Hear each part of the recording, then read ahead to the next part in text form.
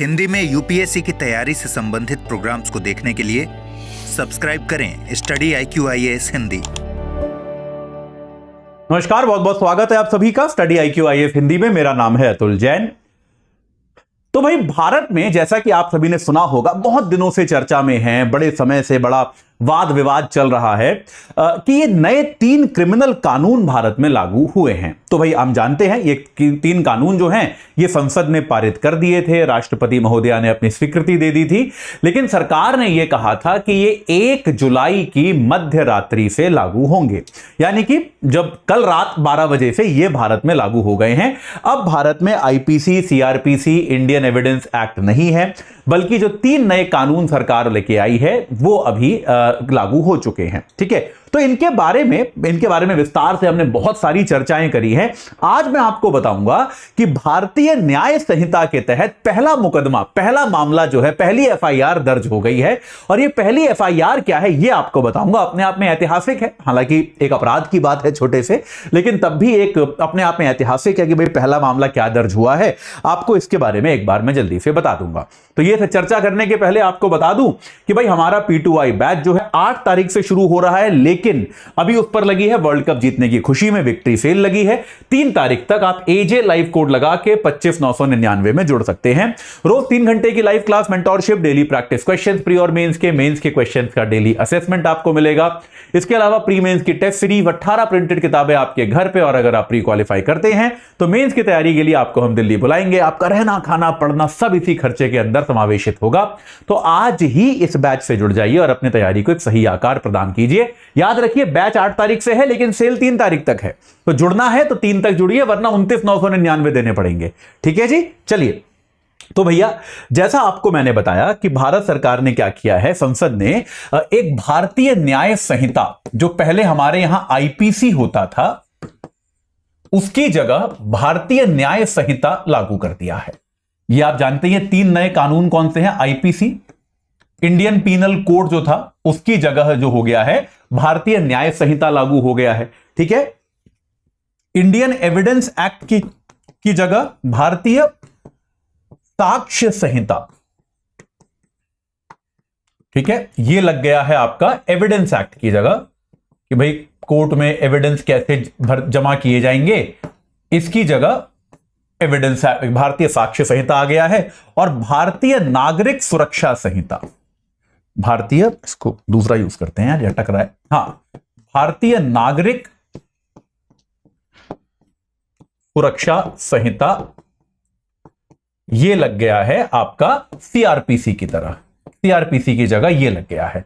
ये आप जानते ही हैं, ये आपको नाम पता होने चाहिए अब। तो आपका जो BNS है भारतीय न्याय संहिता, BSS है भारतीय साक्ष्य संहिता, और BNSS भारतीय नागरिक सुरक्षा संहिता, ये 3 नए कानून जो हैं क्रिमिनल ज्यूरिस्प्रूडेंस में, आपराधिक मामलों में अब से ये लागू होंगे। और 1 जुलाई मध्य रात्रि से, जैसा कि सरकार ने कहा था कि भाई 1 जुलाई को मध्य रात्रि, 1 जुलाई 2024 की मध्य रात्रि से ये कानून लागू हो गए हैं। ये याद रखिएगा कि अब ये कानून सिर्फ जो नए अपराध होंगे उनमें लागू होंगे, यानी कि जो अपराध 1 जुलाई के पहले हो चुके हैं वो अभी भी पुराने कानूनों के तहत ही कवर किए जाएंगे, क्योंकि क्रिमिनल कानून जो होते हैं बेटा, वो रेट्रोस्पेक्टिव नहीं होते, पीछे से नहीं लगते। ठीक है, तो अब क्या है, जो आज के दिन के मध्य रात्रि से जो भी अपराध हुए हैं वो जो है सबके सब इसमें कवर किए जाएंगे। तो एक डिटेल आई है कि भाई इसमें पहला मुकदमा क्या किया गया है। पहला मुकदमा आप सुनोगे तो आपको लगेगा रे कितना मामूली सा मुकदमा है। ऐतिहासिक अवसर का जो पहला मुकदमा है वो क्या है, नई दिल्ली रेलवे स्टेशन। आप में से कई लोग वहां गए होंगे, भारत के सबसे इंपॉर्टेंट, सबसे बड़े रेलवे स्टेशन में से एक है। तो नई दिल्ली रेलवे स्टेशन में क्या हुआ, एक जगह जो रेलवे स्टेशन को क्रॉस करने के लिए पुल बना होता है ना, उस पुल के नीचे एक व्यक्ति ने ठेला लगा रखा था। तो एक ठेले वाला था, उस व्यक्ति ने ठेला लगाया, उस ठेले पर वो आम बेच रहा था, पानी की बोतल बेच रहा था, सिगरेट वगैरह जैसा लोग आमतौर पे रेलवे स्टेशन पे बेचते हैं, वो सारी चीजें बेच रहा था। और जिस जगह उसने ठेला लगाया था वो जगह लोगों के आने जाने का रास्ता थी और वहां पे उसको ठेला लगाने की परमिशन नहीं थी।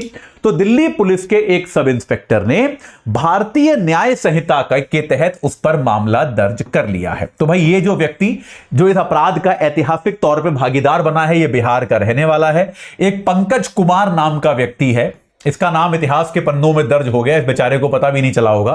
23 वर्ष का एक बिहार का रहने वाला व्यक्ति है और इसके खिलाफ जो है पहली एफआईआर, पहला मामला दर्ज किया गया है भारतीय न्याय संहिता के तहत। भारतीय न्याय संहिता के तहत जो है धारा 285, याद रखिएगा धाराएं सारी बदल गई हैं भाई, अब तो पुरानी धाराएं आप में जो वकील दोस्त हैं आपका काम बहुत बढ़ गया है।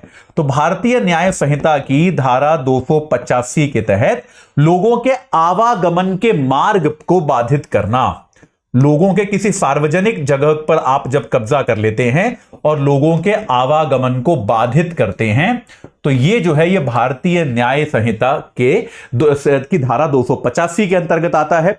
और इस धारा 285 के अंतर्गत ये पंकज कुमार नाम का ये जो युवा है, इस पर जो है एक मामला दर्ज किया गया है।